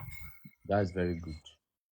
irúfẹ́ yẹn nísìnyí ẹ máa bẹ̀rẹ̀ ọlọ́run kó ṣe ẹ ti ní fóònù ẹ máa bẹ̀rẹ̀ sí ń ṣe live so ẹ wá lọ ríìdì ẹ wá lọ kà nípa TikTok ẹ lọ gọ́gùn nípa TikTok ẹ gọ́gùn nípa YouTube ẹ gọ́gùn nípa Facebook tí wọ́n bá hack TikTok kí ni mo lè ṣe láti fi gbà padà ẹ bẹ̀rẹ̀ sí ń sọ fún àwọn ènìyàn tí àwọn èèyàn bá ti lọ ń ṣe tí wọ́n bá ti pé ó rí bẹ́ẹ̀ wọ́n á bẹ̀rẹ̀ sí ń follow yín láti bẹ̀ tẹ́ bá ti tú ẹnì kíní sílẹ̀ tẹ́ bá ti tú ẹnì kejì sílẹ̀ ẹ dìde oṣù tó parí ẹ ti gbà ju sálárì yín lọ. All right, sir. àwọn nǹkan pọ̀ téèyàn lè ṣe lóríṣiríṣi kì í ṣe kéèyàn lọ máa jókòó sí ọ́fíìsì gẹ̀ẹ́lẹ̀ kan látàárọ̀ dalẹ́ kó sán kòtò fò mọ́rùn pẹ̀lú okùn rádaràdà kan mi ò ráyè gbogbo yẹn mi ò lè dúró èlò lẹ fẹ́ fún mi how much do you want to pay me man fine work for yourself tí gbogbo yín pátá tẹ wà nínú ayé yìí tẹ bá fẹ́ dá ní iṣẹ́ in a normal way you can create it for yourself when you ready to do that. Fóònù tí máa kọ́kọ́ fi bẹ̀rẹ̀ live is a low hang ìgbà tó yá wọ́n ra iPhone fún wa you need to start from somewhere but nǹkan tó fún àwọn youth ní problem ni wípé they want to start from top ẹni tí ò tí ì ṣòwò rí ó lóun ní 500,000 tó fẹ́ fi bẹ̀rẹ̀ òwò ìyá máa jẹ́ pa and you have 50,000 tó wà lọ́wọ́ ẹ wọ́n pariwo 50,000 yẹn wo lè lọ́ọ́ fi ra pọ̀ mọ́ kó gbé sínú kinní kó máa kiri ẹ̀ you have start there ibi tó ti ń kiri pọ̀ mọ́ kiri wo tó lè rí opportunity tó wẹ̀ máa fi pé 100 so from there wàá máa sún èèyàn máa ń bẹ̀rẹ̀ kan láti bẹ̀rẹ̀ tó máa sún sókè ni but you people want to start from up down that is the problem we have in this generation you can start anything in the big you can build yourself if you want ọ̀lẹ nìkan ni ò ráyé gbé ẹni tí ò ní tẹ́ lọ́rùn nìkan ni ò ráyé wá that is it. All right sir ẹ ṣé gan sir ẹ fi ṣe ọpọlọ. Use your brain má lo brain of anybody use your brain for yourself. Hello. Ọba kalẹ́ o. Ẹ káàbọ̀ kí ni ìbéèrè yín yẹn. Ní nǹkan tí kí ni mo fẹ́ bẹ̀rẹ̀.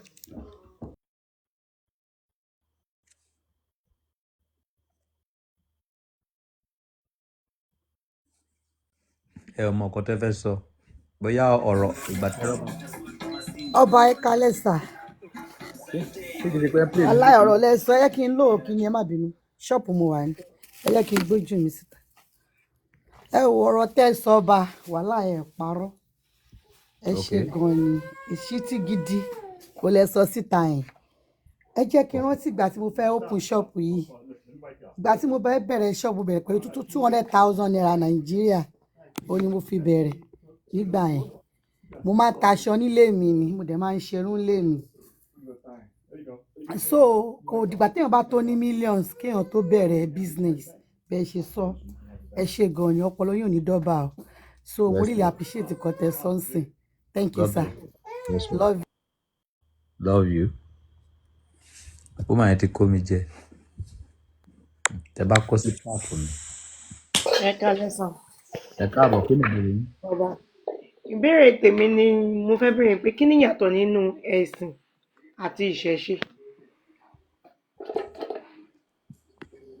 Ẹ̀sìn àti ìṣẹ̀ṣe báwo ló ṣe dínra wọn lọ́wọ́. wọ́n bọ̀ ẹ ti béèrè question yín ẹ jẹ́ kí n farabalẹ̀ dáhùn. Right. Ẹ̀sìn òun ni nǹkan tí ẹnìkan tàbí ẹni méjì ń yàn láti máa sìn láti sọ ara ẹ̀ di ẹrú ẹ̀ wọ́n pè ní ẹ̀sìn. Ìṣẹ̀ṣe òun ni nǹkan tí èmi àtiwọ́ dé ayé bá tí wọ́n ń ṣe tí à ń bá wọn ṣe.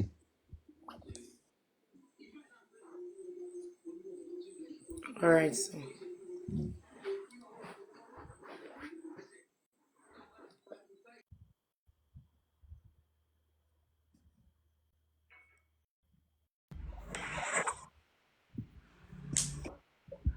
Dádì ẹ kalẹ̀. Kí la torí gbọ́ o. Dádì mú mi sí ni. Ẹ káàbọ̀ ẹ kú iṣẹ́ sálàáfíà ni. Adúpẹ́ báwo ni torí sà. Ní òtí níbẹ̀ yẹn kó máa gbé níbi tó wà yẹn. Queen kí ni ìbéèrè ẹ? Queen.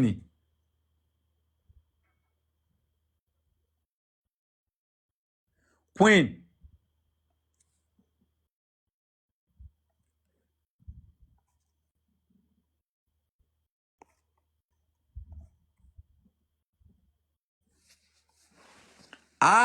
Àgbàwo wọlé.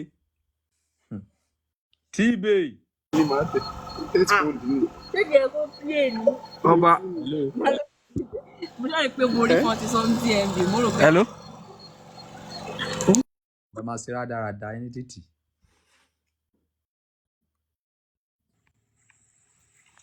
Ẹ káàlẹ́ ọba. Ẹ káàbọ̀, kí ni ìbéèrè yẹn? Question mi ni wípé wọ́n ní pé ìgbà tí olùtùnú ò ti wà ní àwọn kan ń lo candle. Nígbà tí olùtùnú dẹ̀ ti wá, àwọn ṣọ́ọ̀ṣì kan ó pa candle tí wọ́n ò lò but àwọn kan ṣì ń lò. Kí ló dé táwọn tó ṣì ń lo candle yẹn tó ṣì ń lò nígbà tí ẹni tí wọ́n ń retí kó represent candle yẹn ti dé? Kí ló dé táwọn míì ṣì ń lò? Mo fẹ́ kẹ́ clear mi sir. Níbo lọ̀rọ̀ yẹn wà nínú Bíbélì kọ̀rọ̀ tẹ́ sọ yẹn? Ọkọ wa ni o, but mi ì rí ìmọ̀ ibi tí fásitì yẹn. Mo ṣáwọn kan ní pé nígbà tí. Ibi tí problem yẹn wà nínú ẹ̀yin tẹ́ pera yín ní Kristẹni. Tí pásítọ̀ yín bá ti sọ̀rọ̀ fún yín, ẹ má béèrè pé verse wo ló sọ bẹ́ẹ̀. Eléyìí tí pásítọ̀ yín sọ yìí báyìí, orí ẹ̀ ló ti sọ, kò sí ní Bíbélì. Wípé nígbà tí olùtùnú bá dé, wọn ò lo candle mọ́.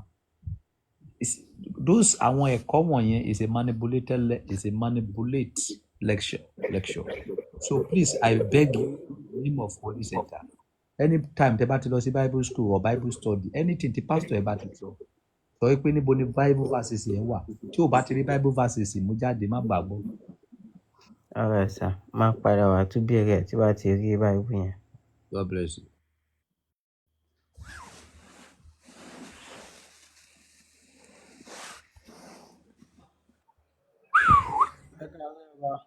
Ẹ káàbọ̀, kí ni ìbéèrè yín? Ẹ káàárọ̀ sir.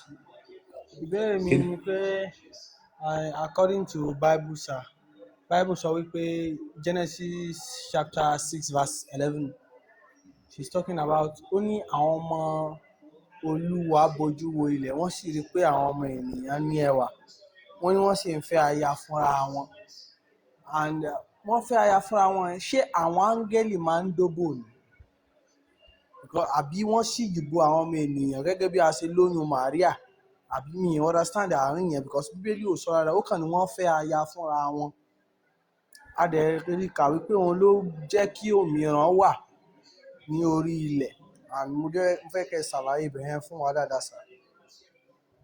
According to the Bible, áńgẹ́lì ń dó ènìyàn, Ọlọ́run fúnra ẹ̀ ń dó ènìyàn. Okay? Ọlọ́run fúnra ẹ̀ ló dó Maria lóyún, ó di ẹ̀kejì tó máa sọ. According to the Bible.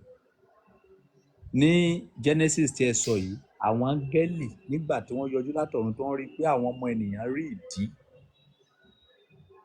ìdí rẹ̀ ẹ̀yàn rẹ̀ òbòrí, ìdí ló pọ́n yìí. Bíbélì sọ wípé wọ́n wá láti ọ̀run wípé wọ́n wá dó àwọn ọmọ ènìyàn, wọ́n bí ọmọ fúnra wọn, ìran àwọn ọmọ ló di Ánákì àti òmìrán. So ìdí nìyẹn tí Ọlọ́run fi pa inú ààrẹ. Ní Luke chapter 1 verse 35. Ó ní ẹ̀mí mímọ́ yóò tọ̀ ọ́ wá, agbára ọ̀gá ògo ló máa wá síji bò ọ́. Agbára ọ̀gá ògo èyí tí ṣe Ọlọ́run ló síji bò Maria, kì í ṣe ẹ̀mí mímọ́ ló síji bò Maria. Go and read it by yourself. So bẹ́ẹ̀ ni kò sí wọ́n bẹ́ẹ̀ sá.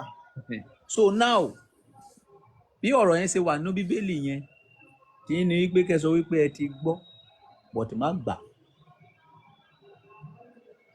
Torí èmi lè jẹ́ skit níbẹ̀, èmi lè jẹ́ ìtàn.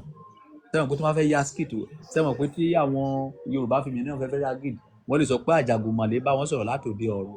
Ìyẹn ò fi hàn wípé bóyá Ọlọ́run ló bá wọn sọ̀rọ̀. So ọ̀rọ̀ Bíbélì, ọ̀rọ̀ Quran, Bíbélì ló fẹ́ gbé lé, kì í ṣe nǹkan tó ń gbé sórí. Tẹ bá ka Quran ní dáadáa, tẹ bá ka Bíbélì ní dáadáa, ẹ máa mọ̀ wípé ìlànà ọba tó dá ayé àti ọ̀run yàtọ̀ sí nǹkan tó wà nínú Quran, ó yàtọ̀ sí nǹkan tó wà nínú Bíbélì. Ẹ tó bá ní sẹ́ǹsì nìkan tó lè think deeply ló máa mọ̀ wípé there is difference between Allah, God, Elédùmarè àti Ọlọ́run ọba tó dá ayé àti ọ̀run gangan, ìyàtọ̀ wà. So that is the key. God bless you.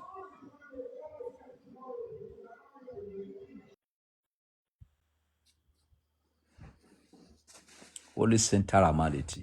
Àbára ọ̀rọ̀ tó gbọ́ lẹ́nu mi tó fẹ́ rí confirmation wo lè béèrè lọ́wọ́ mi.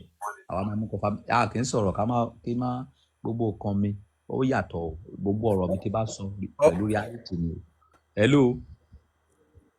ọba àwọn ọba ẹ kalẹ̀. Ọlọ́run ló ń jẹ́ bẹ́ẹ̀, kí ni ìbéèrè yín? Ìbéèrè tèmi ni pé èyí tó máa ń sọ pé ìjọ kan ṣoṣo Ọlọ́run fi dá ayé àti ọ̀run rẹ̀ ṣé lóòótọ́ ni ó wà ní báíbù bẹ́ẹ̀ tó ní ìjọ Sáúdì a máa fi sinmi ẹni. Ọjọ́ méje ni Bíbélì pé. Ìjọ méje. Ọjọ́ mẹ́fà lọ́lọ́run fi dá ayé àti ọ̀run, ọjọ́ keje ó sinmi. But àwọn kò kí ń lọ ṣọ́ọ̀ṣì níjọ́ Sunday wọ́n níjọ́ Saturday ni. Àtẹni tó lọ ní Sunday àtẹni tó lọ Saturday gbogbo wọn pátá abọ̀rìṣà ni.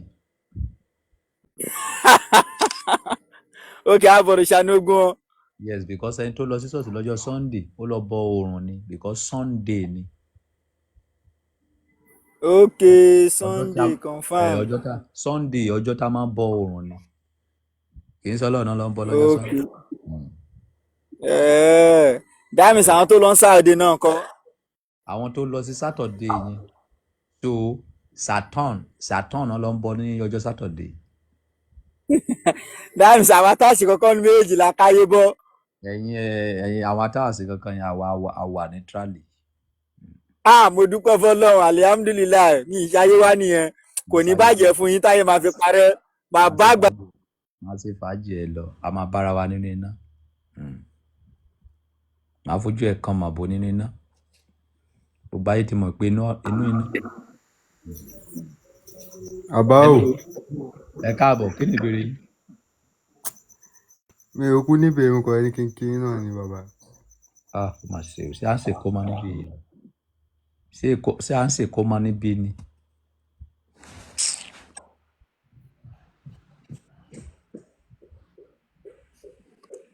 Ṣé à ń ṣe kó mọ níbí yìí ni. Hello. Ẹ káàbọ̀ sà. Ọ̀yá kí ni ìbéèrè yín yẹn? Ìbéèrè mi leléyìí ọba.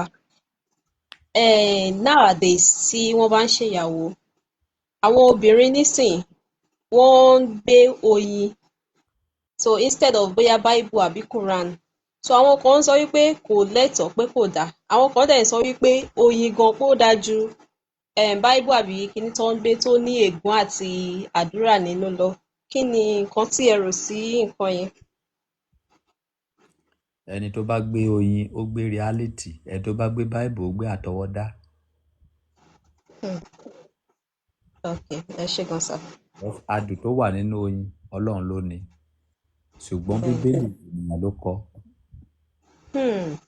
Ìdí nìyẹn tẹ́ fi rí àwọn politician yìí tó máa fi Bíbélì búra tí ẹni tí ò ní ṣẹlẹ̀ sí wọn tó máa gbá yín lọ tí ẹni tí ò ní ṣẹlẹ̀ sí wọn. Subhanallah. Okay, ẹ ṣé gan sir. God bless you. Ẹni tó bá fẹ́ búra tó bá gbé Quran sọ́wọ́ tó bá gbé Bible sọ́wọ́ àti Quran ó fẹ́ purọ́ fún yín ni ó fẹ́ jìbìtì ló fẹ́ lò. Ẹni báwọn kò fẹ́ búra jẹ́ ká lọ bu omi òkú fún ẹ kó fi búra omi olókun ká lọ bu omi òkun lé ẹ lọ́wọ́ kó fi búra bí àìrá ọba tẹ pa á ó máa ṣe o ẹni tó bá fẹ́ ṣe jìbìtì ló máa fi Bíbélì àti Kùránì búra ẹni tó bá fẹ́ gbá ènìyàn àtọwọ́dá nìyẹn iṣẹ́ ọwọ́ ènìyàn ni ìwé lásán ni ẹ jẹ́ ká lọ bu omi òkun ká rẹ àwọn nǹkan kan sínú ẹ̀ ká parí iṣẹ́ yẹn kó wọ́n wá fi búra. Ẹ máa tanra yín nínú ayé.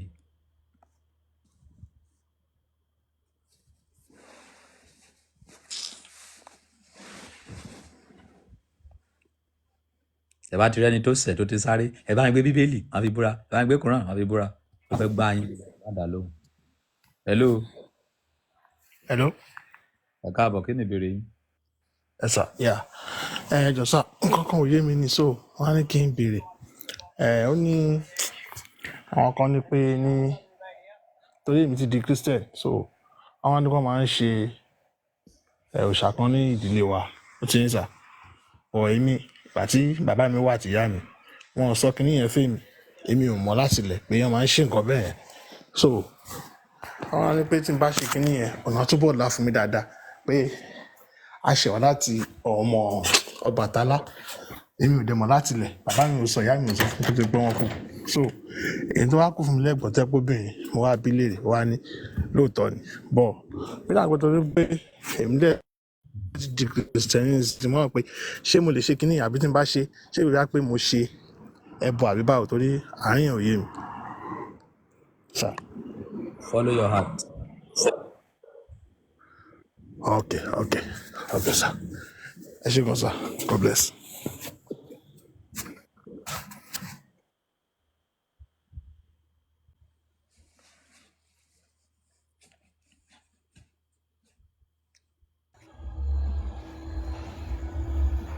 Ọba. Ẹ káàbọ̀, kí ni ìbéèrè yín? Ẹ káalẹ́ sà. Ọpọlọ tọ́lọ́run fún yín kò ní dàrú. Ó ti ṣe. Ọba ń fẹ́ ó ní kankan tó ń rú mi lójú ń fẹ́ ṣe àgbà tí mo ti ń fọ́lò yín mi ò lè parọ́ fún yín pásítọ̀ èké àbí nǹkan tó máa gbá mi ó máa ṣe kó tún jẹ torí wọ́n bá ṣe ń sọ̀lẹ̀ mi náà ń fọpọlọ sí i. Ọba ó ní kankan tó ṣẹlẹ̀ ìgbà kan mo ní small issue níbi iṣẹ́ mo wá lọ sọ́dọ̀ wòlíì kan wòlíì ń sọ fún mi pé òun máa ṣiṣẹ́ kan fún mi